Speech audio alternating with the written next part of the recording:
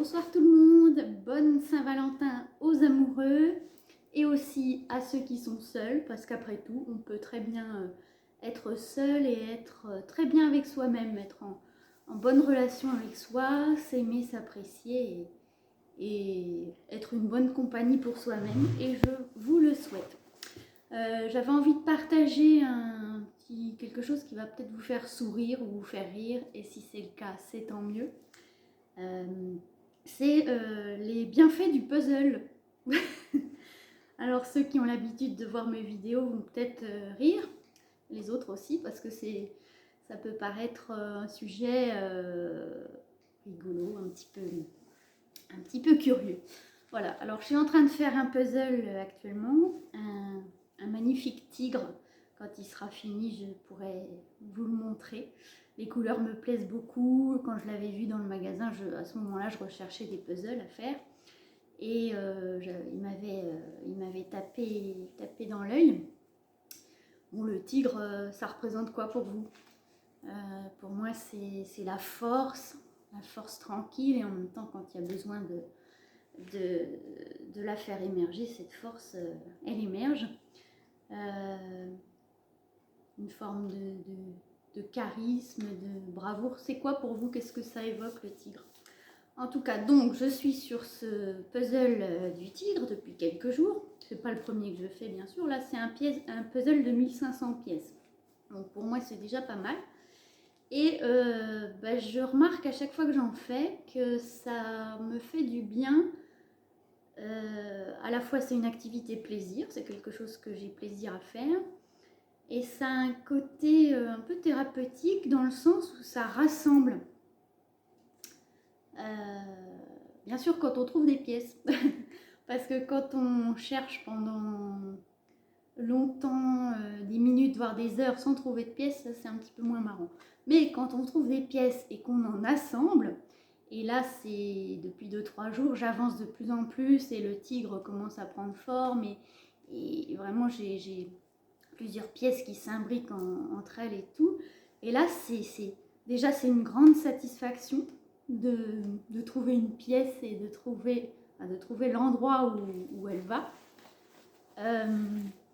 Et oui, il y a vraiment ce côté, quand je fais du puzzle, j'ai l'impression de me rassembler.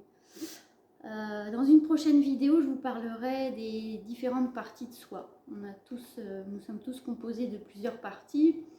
Il y a le critique intérieur, le juge, le saboteur, et l'enfant intérieur, le parent, le grand-parent. Enfin, il y a on est fait de plein de parties, ce qui explique d'ailleurs que souvent on puisse être des êtres de paradoxe, hein, avoir des envies qui a priori sont très paradoxales.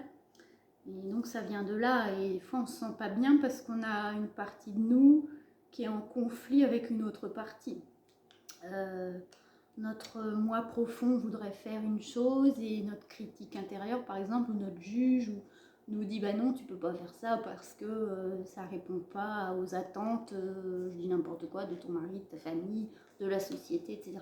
Donc je divague, mais ça ce sera un sujet intéressant à aborder, les différentes parties de soi, le dialogue intérieur aussi, qui est une méthode de psychologie qui existe, de thérapie. En tout cas, le dialogue qu'on peut avoir à l'intérieur de soi, conscient ou inconscient. Bien souvent, il y a des choses inconscientes, des parties de nous qui sont en conflit et qu'on a besoin en fait d'accueillir, de rassembler. Rassembler, donc je rassemble mes idées pour revenir à mon propos qui était que le puzzle, pour moi, est une activité thérapeutique, plaisir et thérapeutique. Je le fais là pour le plaisir, hein, mais je me rends compte, et c'est pour ça que j'avais envie de vous partager, que ça fait du bien, que ça rassemble, que ça réunifie, ça recentre, comme le mandala peut faire cet effet-là aussi, puisque c'est finalement on est concentré à colorier, à dessiner ou à colorier une figure qui est organisée autour d'un centre. Et là, dans le puzzle, il y a à la fois la concentration. Moi, quand je suis en train de chercher mes pièces, je ne pense pas, ou alors moins. De temps en temps, j'ai des pensées, bien sûr, parce que, comme je le dis souvent, ça fait partie de la nature humaine et on ne peut pas ne pas penser. Je pense que même un moine qui fait des heures de méditation a des pensées. Mais j'en ai moins, je suis plus concentrée et vraiment j'ai une grande satisfaction. Ça peut paraître bête, mais quand je trouve une pièce et l'endroit où elle va, enfin, quand j'assemble des pièces, c'est une grande satisfaction. C'est assez étonnant, ça peut paraître stupide à dire comme ça, mais dites-moi en commentaire si vous aimez le puzzle, faire du puzzle. Si vous en faites régulièrement ou si au contraire ça remonte à votre enfance, ou peut-être que c'est une activité qui vous agace et vous n'avez pas la patience, ou peut-être que c'est quelque chose que vous n'avez jamais essayé ou que vous n'avez pas du tout envie d'essayer. Bon, dites-moi un petit peu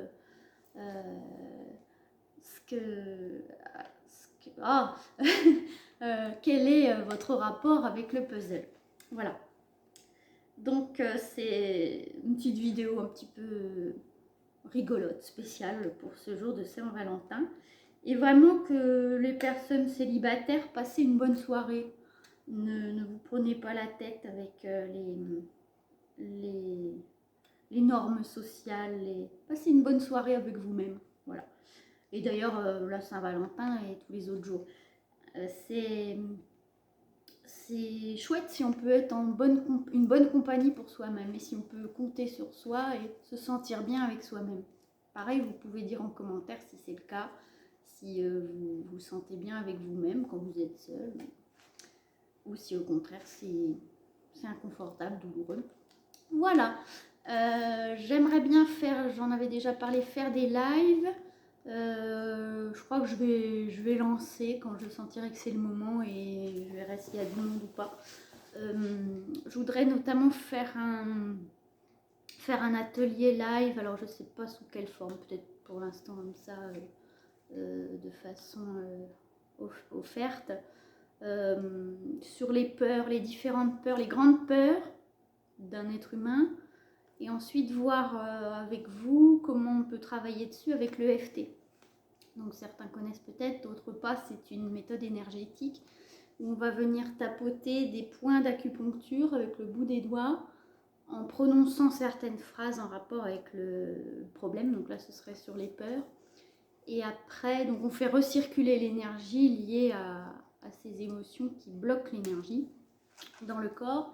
Et ensuite, on peut répéter par contre des phrases qui, elles, vont installer un état confiant et positif. Parce qu'au contraire de la peur, c'est l'amour, la confiance.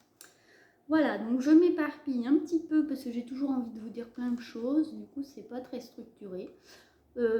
Passez une bonne soirée, une bonne semaine. Profitez du beau temps, de tous les bienfaits sur le moral et sur la santé, de ce beau soleil, de cette belle nature qui est entre hiver et printemps. Je trouve que ça commence déjà à se faire sentir, le printemps. Et voilà, laissez des commentaires, ça me fait toujours plaisir, c'est intéressant. Pas forcément sur le son ou la couleur, mais des commentaires sur les propos que j'aborde. Et puis peut-être des sujets que vous auriez envie que j'aborde en vidéo, en live, des suggestions. Voilà, moi j'aime bien travailler comme ça avec vos retours. Voilà, allez, bonne soirée et belle semaine à tous.